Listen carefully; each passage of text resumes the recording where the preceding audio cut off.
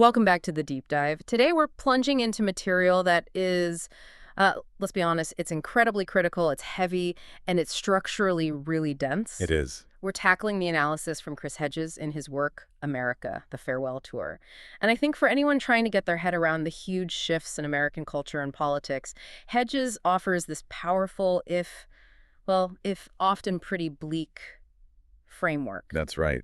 And our mission today really is to take this huge, sprawling critique and just systematically pull out the key structural insights. Right. Because Hedges' main argument is it's historically sweeping. He's saying that America is showing all the classic, historically recognizable signs of an empire in collapse. And we're not just talking about, debt figures or trade imbalance. No, not at all. We're looking at a deep, interlocking decay, moral, institutional, and cultural. And he kicks it off by taking it way beyond simple economics. He references Walter Benjamin to describe this nothingness that America is sliding into. And I think that's so critical because it defines the kind of decay we're even talking about. It's not just rust on the outside, it's rot from the inside. It's a very targeted philosophical point. Hedges calls it a specifically Western nothingness, a nothingness that is rebellious, violent, anti-God, and anti-human. It's not just chaos. What makes it so scary, in his view, is that it's a creative nothingness. Okay, what does he mean by creative nothingness? That sounds like a contradiction. Well, it doesn't just smash institutions like the courts or the press right away. Instead, it systematically, hollows them out. So they keep the outward form, the buildings are still there, they have their mission statements, their websites. Exactly. But their democratic or public-serving core has just disintegrated. They become purely theatrical. They're just serving the interests of power or profit, no matter what their signs say. Right. So like a university, it still looks like a center for critical thought, but it's really become this corporate training ground that buries students in debt and quiets any real dissent that might, threaten its funding. That's the perfect example. Or the press, which has the appearance of a truth teller, but really just functions as corporate entertainment or a political mouthpiece. And Hedges grounds this whole national process in a really specific, visceral place, Scranton, Pennsylvania. He uses it as a kind of national metaphor. Scranton is an incredibly powerful place to start because its fall from grace was so steep. I mean, around the year 1900, Scranton had the second highest per capita income in the entire country. Wow! I did not know that. Yeah, it was a union town, an industrial powerhouse, making steel, rails, textiles. The collapse that followed, driven by deindustrialization and the betrayal of labor, has turned it into this perfect mirror of national policy failure. So what are the specific scars of that decline that you see on the ground there? Well, you see the city selling off its assets just to plug holes in the budget. The infrastructure is visibly falling apart. Pensions, which were like the bedrock of working-class retirement, they're constantly being threatened or slashed. But maybe the most telling number of all is the collapse of organized labor.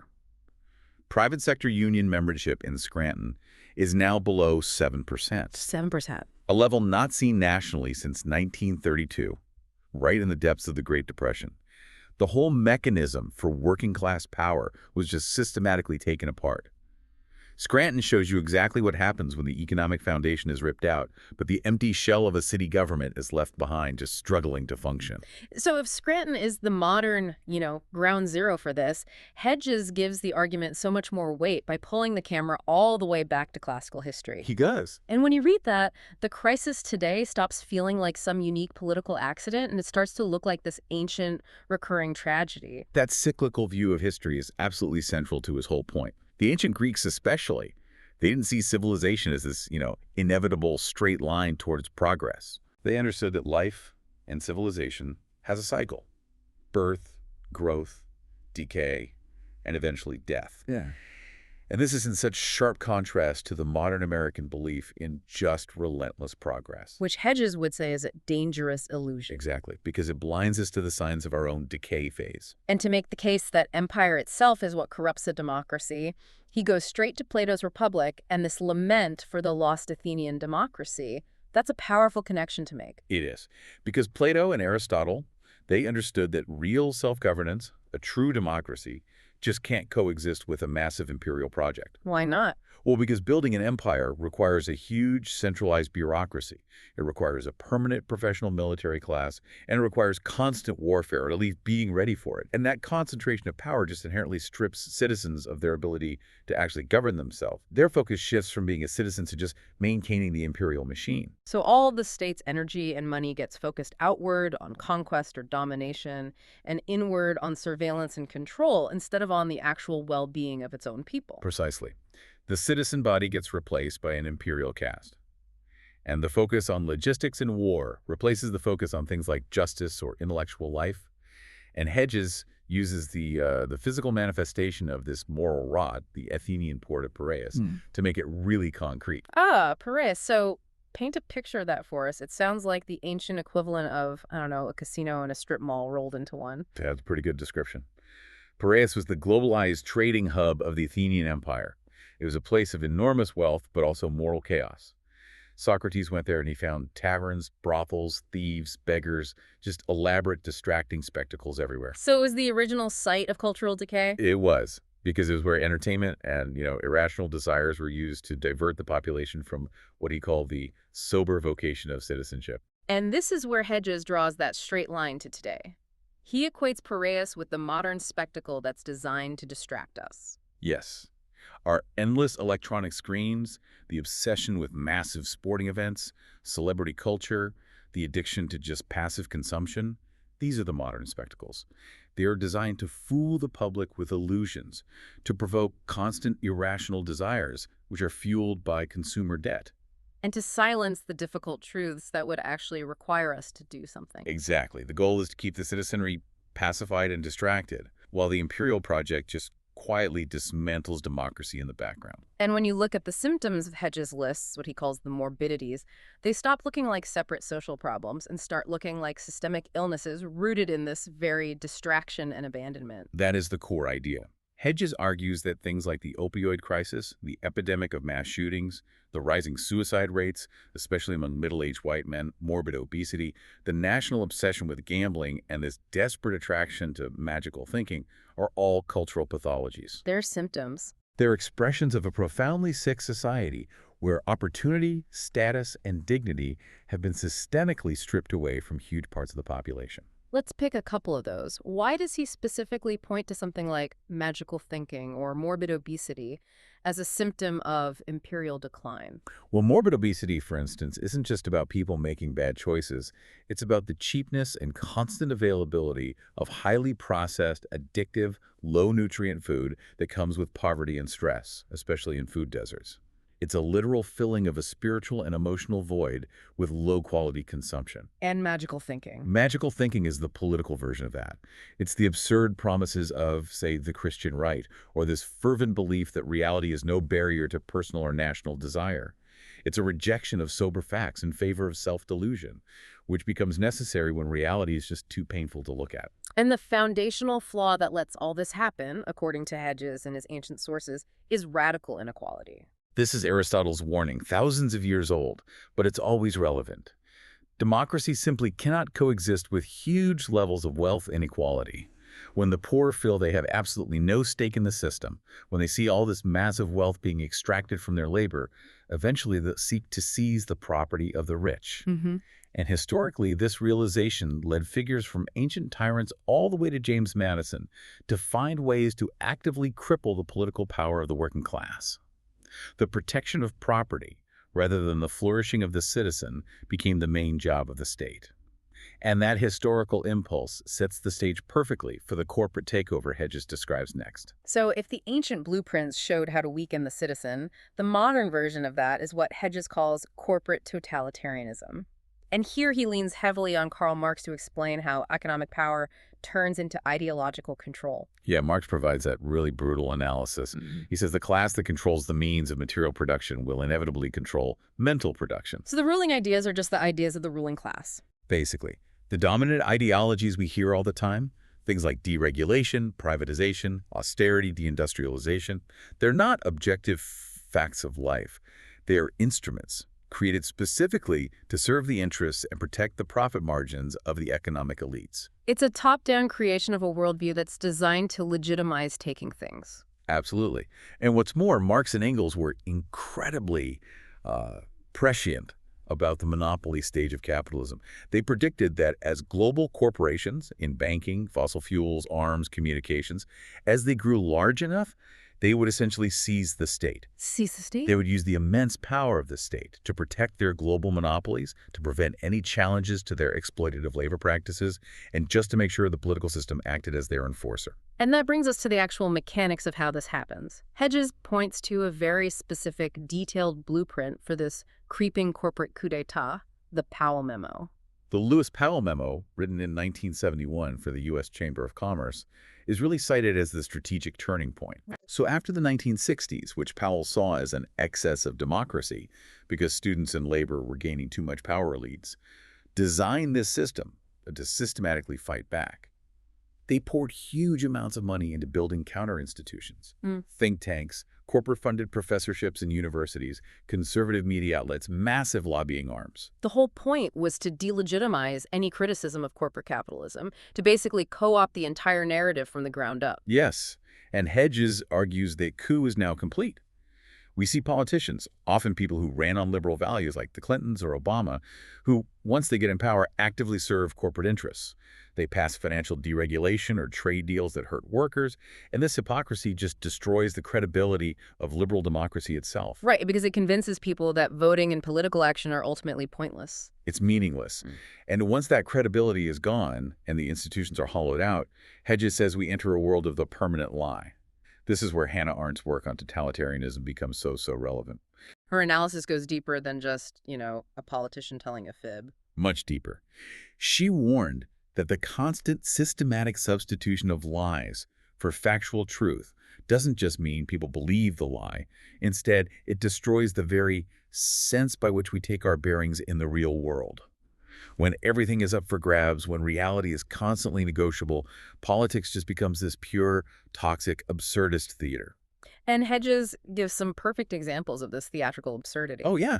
Look at the examples he cites. Donald Trump relentlessly lying about the size of his inauguration crowds. Yeah. A trivial detail maybe, but deeply symbolic.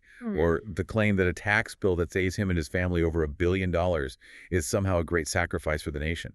Or Treasury Secretary Mnuchin repeatedly claiming a report proved the tax cuts would pay for themselves when that report simply did not exist. The lie is no longer about hiding something. It's about forcing the public to accept a totally different reality.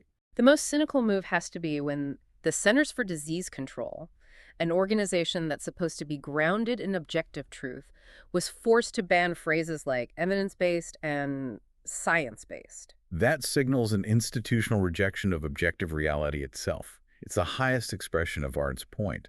The ruling ideology has to suppress the very language you would need to describe facts that contradict it. And Hedges also details how the government talks about environmental policy, like transferring millions of acres of public land to industry while framing it as being for public use. The language is a weapon of control, not communication. So if the political system is a lie, what about the economic system? Hedges uses this fascinating analogy from economist Michael Hudson of the financial sector as a parasite. Let's unpack that. Right. So Hudson sees the financial sector, Wall Street, high-frequency trading, all that speculative wealth, not as a productive part of the economy, but as a parasite that has successfully convinced the host, which is the real productive economy, to protect it and even feed it. How does that biological metaphor work in economics? Well, in nature, a parasite first uses an enzyme to numb the host, so the host doesn't even realize it's being attacked. In economics, this is the constant stream of low interest rates, cheap debt, and the whole narrative that the finance sector is essential for innovation. Okay. Then, the parasite uses another enzyme to take over the host's brain. It makes the host believe the parasite is a vital, protective part of its own body, something that has to be defended at all costs. So the key economic lie is redefining what productivity even means. Exactly. This system has flipped classical economics on its head. What someone like Adam Smith or Karl Marx would have called unproductive rent-seeking or parasitic extraction, like charging huge fees for speculative trading, is now defined as a high-value contribution to GDP. So if Goldman Sachs pays its people huge salaries, the system just says, well, that must be high productivity. It's a tautology. Meanwhile, labor and industry, the people who actually build and move physical things, are now seen as inconvenient obstacles to the parasite's wealth extraction. And that inversion is just crucial to Hedges' whole diagnosis. And the real economy, the one based on making things and actual labor, is the primary victim of this parasitic takeover. Hedges traces this decay of working-class America, saying the attack really ramped up in the 1970s. The signs are just everywhere. Real wages have been stagnant or have declined for decades. And the deliberate policy choice was deindustrialization, systematically shipping manufacturing jobs overseas to pools of labor that are, essentially modern-day serfs. Yeah. We're talking about workers in China making $1 an hour, or garment workers in Bangladesh making 32 cents an hour. American labor was forced into a competition it could never, ever win. And this created the perfect environment for the precarious, non-union gig economy we have now, even before the internet really took off. Absolutely. The source material talks about how even sectors like construction, which used to guarantee a family-sustaining union wage, are now dominated by underpaid, non-union, and often undocumented workers. And it's not just blue-collar jobs. Even high-skill, white-collar work is being undercut. Corporations actively use H-1B and L-1 visas to import foreign professionals to work for, say, a third of the normal salary. This creates a workforce that is politically vulnerable and very easy to exploit. These statistics can feel abstract, but the human cost. The anecdote about Pat Langan in Scranton just hammers home the sheer unsustainable effort it takes to hang on to a shred of middle-class life today. Pat Langan has a psychology degree, and yet he works 70 to 75 hours a week cleaning a laundromat, working at Walmart, and as a janitor just to make about $50,000 after taxes. So he is technically middle class. Technically, Ugh. but only by achieving this Herculean, potentially fatal level of overwork. The stress is immense, and the security is zero. And his family's story shows how fragile it all is. If Pat Langan's health fails, he says he's finished. His daughter, Kelly, had to drop out of college, works in a coffee shop for $9 an hour, and is just constantly struggling with debt and no health insurance. This is the definition of the American dream failing. Hard work doesn't guarantee security anymore. It just guarantees exhaustion. To see the full devastation of deindustrialization, Hedges looks to Anderson, Indiana, which is a town completely dependent on one giant corporation. Anderson was a General Motors town. It employed over 25,000 workers. At its peak, 1 in 3 residents worked for GM. But after NAFTA passed, GM just systematically moved its production to Mexico. By 2006, GM was completely gone. And what's left behind? A ruinscape. Yeah. Boarded up schools, rows of abandoned houses, closed grocery stores that create these huge food deserts, and just profound economic ruin. And the physical landscape itself changes, right? The kinds of businesses that pop up reveal what's going on underneath. Yes, the stable industrial jobs are gone, and what replaces them is an abundance of payday loan stores, pawn shops, and ironically, a huge number of gun and ammo stores. This reflects the paranoia, the despair, and the belief that, self-reliance and violence are the only things left to protect you in a failed state. The loss of jobs is one thing, but Hedges details this stunning case where the U.S. didn't just lose jobs, it lost vital national security technology. The Magna-Quench case. This is a crucial piece of the story. Magna-Quench produced these special sintered magnets that were essential for cruise missile guidance systems. They supplied 85% of the Pentagon's magnets. Okay, so critical defense contractor. Absolutely critical. And in 2004, it was sold to the Chinese. Not only did this mean the loss of 450 highly skilled American jobs, but a foreign power gained control over both the specialized technology and the rare earth minerals needed to make the magnets. That sounds like a complete failure of government oversight. How is that allowed to happen? Well, Hedges points to the systemic failure of CFIUS, the Committee on Foreign Investment in the United States. This committee is supposed to block sales that threaten national security. The fact that Magna-Quench was sold just underscores Hedges' point that corporate profits and globalization were prioritized over everything: national security, defense readiness, and the stability of American communities. It's a perfect example of a hollowed-out institution failing its core mission to serve profit. And it's so stark when you contrast this complete loss of power with the historical strength of the working class. The source material contrasts today's fragility with the huge GM sit-down strikes in 1936 in Anderson and Flint. Right. These were workers living in shacks, facing starvation, but they successfully defied court orders and violence like tear gas being lobbed into freezing factories to demand union recognition, a minimum wage, and safer conditions. Their collective power literally changed American economic history. And now, You have Chuck Jones, the former union president, dealing with the carrier plant closing, moving over 1,000 jobs to Mexico, cutting $20 an hour wages down to $3 an hour. The power dynamic has completely flipped. The unions are crippled. The political system doesn't respond. The carrier workers had no leverage. They couldn't organize a strike that would force carrier to stay because the system had been deregulated to give capital complete freedom to move, no matter what happens to the community left behind. It's structural abandonment. So when these economic and social structures collapse, when work offers no dignity and your community offers no support, despair just becomes internalized. And this is where Hedges sees the opioid crisis not as a story of personal failure, but as a structural illness. The numbers are just. Yeah. They define a modern plague. Opioid overdoses are the leading cause of death for Americans under 50. We had 59,000 deaths in 2016 alone. That's 161 people dying every single day. And the consumption rate. I mean, the U.S. consumes 80% of the world's opioids, 83% of oxycodone, 99% of hydrocodone. This level of pharmaceutical dependency is not an accident. It points to a massive, systemic failure to address the underlying pain, be it economic, physical, or existential. The human cost, which is shown through Shannon Miller's story, just reveals the deep financial and emotional wreckage this crisis leaves in families. Shannon's parents spent thousands trying to save her. $6,000 for detox, another $5,600 for transfers, $10,000 for a clinic in Florida. The system is designed to profit from the addiction, not to cure it. They resorted to these extreme measures, like putting trackers on her car and phone, which tragically didn't work. Addicts learn how to evade surveillance, and the instability just infected the entire family.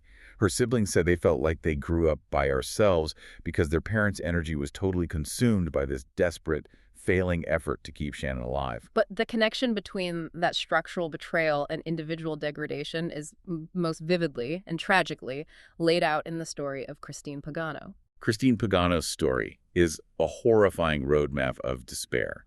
She started with pills, then moved to cheaper heroin, and she ended up in prostitution to finance a $500 a day habit.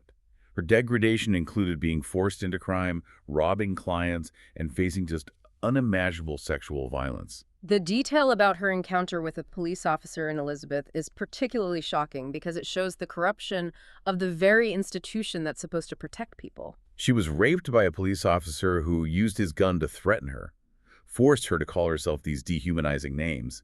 This is structural betrayal at its most personal and violent. The agent of the state becomes the ultimate violator. Right. Her descent just continued in Camden, where the market for sex was so saturated with desperate addicts that prices dropped to $20 for oral sex, clients refused to wear condoms, and she was constantly being robbed. And when she reflects on her own path, she traces it all back to this deep psychological void, a failure of self-worth. She put it so clearly, I always felt not good enough. This profound failure of self-affirmation, combined with crippling loneliness and anxiety, which she tried to fix with electronic connection, which only made her more isolated. That's Hedges' point. It's not just the drug. It's the vacuum created by a society that stopped valuing her. And even after getting sober, she internalized the failure, saying, the only person that can fix me is me. And that's a hard pill to swallow when you've done nothing your whole life but fuck it up. She blames herself for a systemic catastrophe.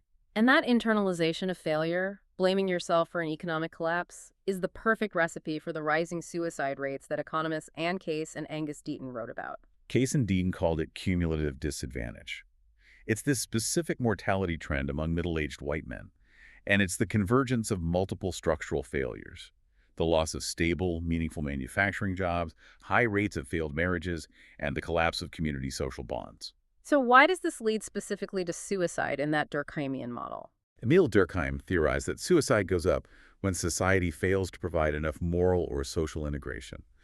When all your life's choices, your work, your marriage, your career fail, and the economic structures around you offer no hope and no meaning, the individual has only themselves to blame. This complete internalization of failure creates the perfect environment for despair and self-destruction. Even the desperate chase for quick wealth, like the national obsession with gambling, becomes another pathology in Hedges' framework. Americans lost over $116 billion gambling in 2016. And Hedges points out this is addiction by design. Slot machines, which generate 85% of all gambling revenue, are specifically engineered using neuroscience to replicate the pharmacological effects of opiates. The goal is addiction. Wow. The sociologist Roger Caillois noted that gambling appeals to this desire to rise above a monotonous, drab existence. Yeah. But in a society with no real opportunity, that desperate reach for magical wealth just leads to more financial ruin and deeper despair, perfectly mirroring the addiction cycle of the drug crisis. So when people lose all faith in institutions, when reality is constantly being lied about, and when despair is the national condition, extremism just naturally fills that void. And Hedges turns to the political philosopher Eric Voegelin to analyze the rise of figures like Trump. Vogelin rejected the simple idea that demagogues are just, mesmerizing speakers. He argued they aren't external mutations. They are embodiments of a diseased society that has suffered a profound loss of reality, which he just bluntly called stupidity. The demagogue simply gives voice to the collective rot in the electorate. So the diseased state flips traditional moral norms on their head, essentially rewarding the worst behavior. Precisely. In a functioning, open society, values like truth and trust are necessary to hold things together. In Hedges' diseased America, those traits are a liability. Instead, cunning, manipulation, deceit, narcissism, these are elevated and celebrated. Trump, the sputtering, narcissistic, imbecilic megalomaniac, becomes the face of our collective idiocy, the reality behind the mask of our professed civility.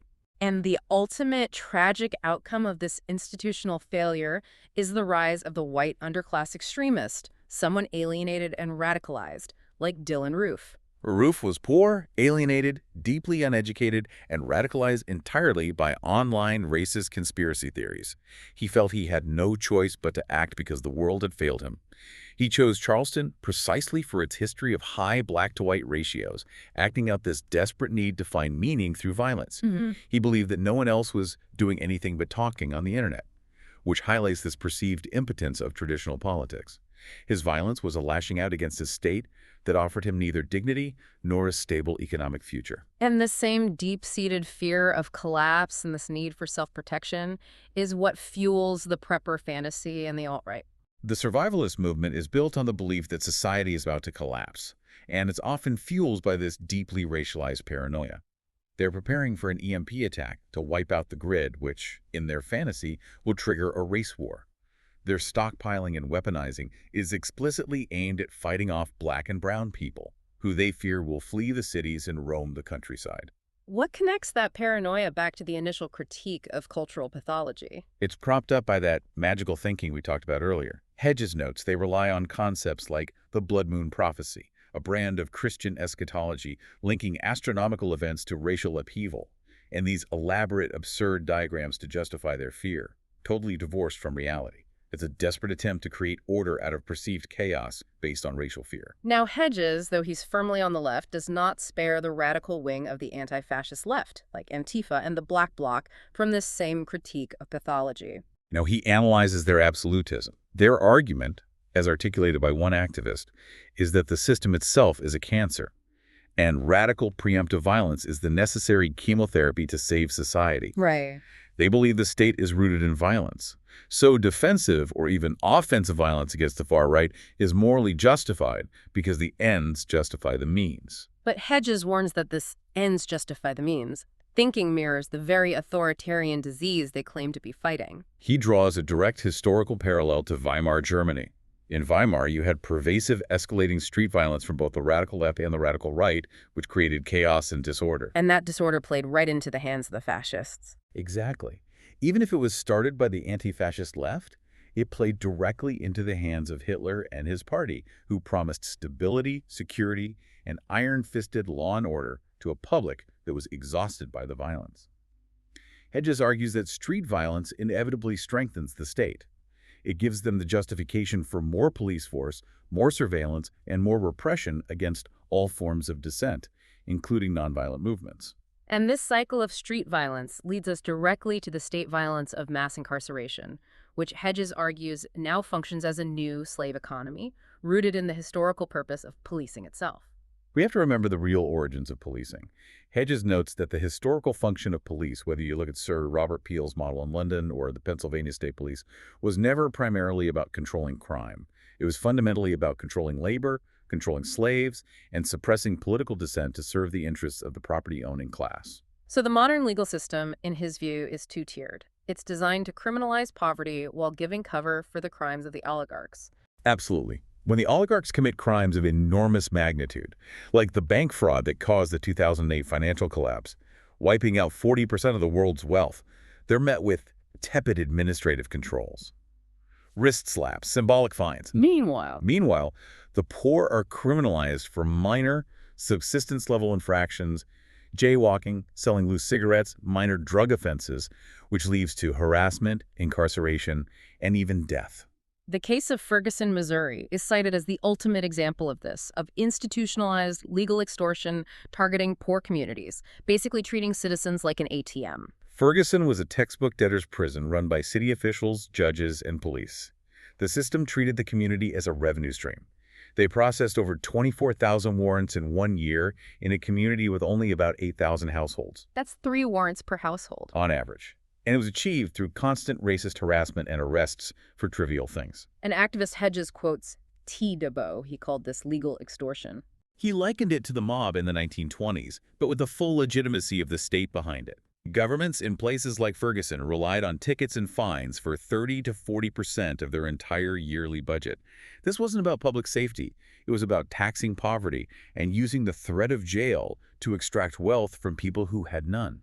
And the physical prison system itself has been turned into this massive, profit-driven labor machine. Prisoners are, in Hedges' view, modern-day serfs. They are the ideal employees for corporations. They earn less than $1 an hour, like $1.30, for an 8-hour day in New Jersey, a wage that has actually gone down in real terms since 1980. They get no benefits, they can't unionize, and they have no way to complain about safety conditions. And the system is designed to keep going because the state is profiting directly from it. States get kickbacks, sometimes up to 40%, from the corporations that use this captive labor force. This creates a vested financial interest for politicians, judges, and state governments to maintain high incarceration rates and ensure that steady supply of cheap labor keeps flowing. The economic engine of mass incarceration is essential to Hedges' whole critique. But there is resistance, and it's emerging from the most unlikely place, from inside the walls, with groups like the Free Alabama movement. The Free Alabama movement, led by figures like Counsel and Ray, is a crucial contemporary example. They have completely rejected the courts and the established political process as ways to get change, because they see them as tools of the oppressor. So what is their core strategy? Their argument is that work strikes are the only tool they have left to break the slavery of the prison system. They realize that by refusing to do their jobs, everything from cleaning to kitchen work to manufacturing for corporations, the slave empires cannot function.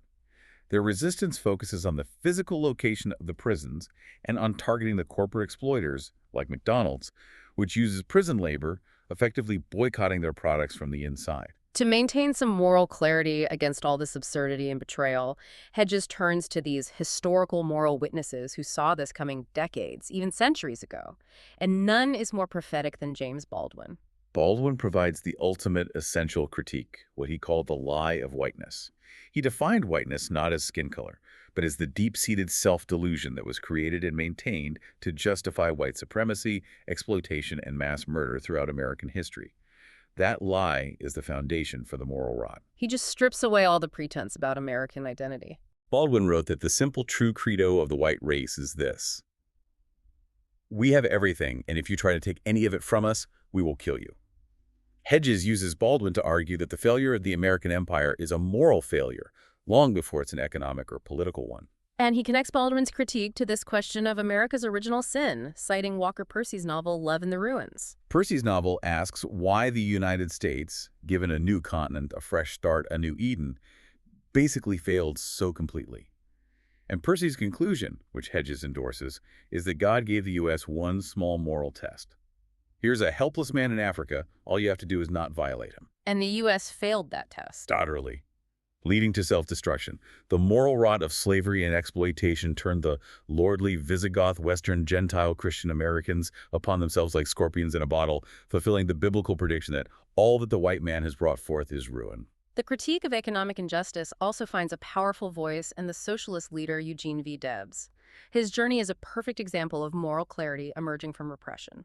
Debs was put in prison for opposing World War I, a war he saw as only serving the interests of the money power, not the working classes. His time in jail was transformative. It was there he read Marx's Das Kapital and other socialist writers, and it led him to the realization that the fundamental conflict in society was permanently drawn between the producing classes and the money power. And his socialism wasn't just political or economic, it was a deep moral imperative for him. Debs famously declared that socialism was merely Christianity in action. He decried how gold is God today, ruling with a pitiless sway while millions struggled for a wretched existence, living in conditions worse than animals. Debs saw the system as fundamentally moral because it put profit above human dignity. Crucially, though, Debs, the revolutionary, was vehemently opposed to using violence as a tactic. He argued that violence and sabotage were strategically suicidal for the working class movement. And why? Because it allowed the state to demonize the entire movement, to label it as criminal, and most importantly, to legitimize massive state violence against workers. Debs understood that the conflict was fundamentally about competing moral values. The moment you resort to the tactics of the oppressor, you lose the moral high ground. So if the system is an empty husk and the moral crisis is this profound, what does Hedges suggest resistance even looks like today? It seems to require building genuine power because appealing to the better nature of the powerful is useless. The powerful only react when they are genuinely frightened for their own survival. This means resistance has to be organized, focused, and long-term, moving way beyond online petitions or a fleeting protest. Hedges highlights the Industrial Areas Foundation, or IAF, model, pioneered by Ernie Gakin, as the blueprint for building that durable power. And the IAF model is fundamentally about going back to basics, building institutions and relationships, specifically face-to-face. It emphasizes creating trust and cohesion among local institutions, churches, community groups, labor unions, through intimate face-to-face interaction. It rejects the superficiality of electronic connection. Gakin says the first year or two of organizing is spent purely on building this fabric of relationships and trust among existing leaders. The goal is to create a mass-based, militant power that can pit power against power and compel a reaction from corporate elites that they can't ignore. And when this power is built, the tactical framework has to be nonviolent, according to organizers like George Lakey, who was influenced by Bayard Rustin. Lakey stresses that nonviolence is not passive. It is an offensive strategy. It defangs those who want to do us in by exposing the brutality of your opponent. The movement has to maintain momentum, running campaign after campaign, constantly forcing the powerful onto the defensive. Right. And Lakey offers a hopeful observation. The country's deepening economic decline means the working class can no longer be bought off with small wage increases. This makes the broad economic justice movement that Dr. King and Rustin wanted in the 60s now actually realizable. Standing Rock serves as a contemporary, if tragic, example of this unarmed moral resistance, asserting its power against militarized corporate interests. The water protectors at Standing Rock used unarmed, nonviolent resistance against private security and militarized police. Their resistance was deeply symbolic. They maintained a sacred fire attended by men and balanced it with the element of water guarded by women. They asserted a moral and spiritual authority against the corporate will to extract fossil fuels. And even facing pepper spray and sound cannons, the principle of nonviolence gave them a moral strength that ultimately shifted public opinion and forced a temporary stop. So the final definition of resistance really comes back to the individual. Hedges argues this is a vocation that's rooted in inner freedom. Hedges concludes that resistance is less about a specific political outcome and more about an internal moral stance, a profound defiance. It's the refusal to chase material success as defined by corporate culture or to join the elite's inner circle. It demands self-sacrifice and accepting suffering, prioritizing the pursuit of freedom and integrity over the pursuit of happiness, which Hedges argues has been corrupted into just hedonism or the pursuit of power. So the essential act of resistance is just the conscious refusal to cooperate with corporate capitalism and its lies. It's about becoming a complete human being, overcoming that psychological estrangement that feeds the despair. Yeah. The underlying crisis, as Kierkegaard understood it, is this separation of our intellect from our emotion, which leads to a profound collective despair that often goes completely unrecognized. Resistance ultimately is about reconnecting the soul to a communal purpose, pursuing justice, honoring the sacred, and refusing to kneel before the idols of mass culture. The most dangerous quality of the current crisis, as Kierkegaard put it, is precisely this. The specific character of despair is precisely this. It is unaware of being despair. A really profound thought to end on. Realizing the depth of the challenge, the structural nature of the despair, is the first necessary step toward any meaningful defiance. Indeed, it requires recognizing that the emperor has no clothes and the kingdom is in decline. For a quick visual summary of the major ideas in America, the farewell tour, including corporate power, the collapse of working class life, and the rise of political extremism, see the mini explainer linked in the description.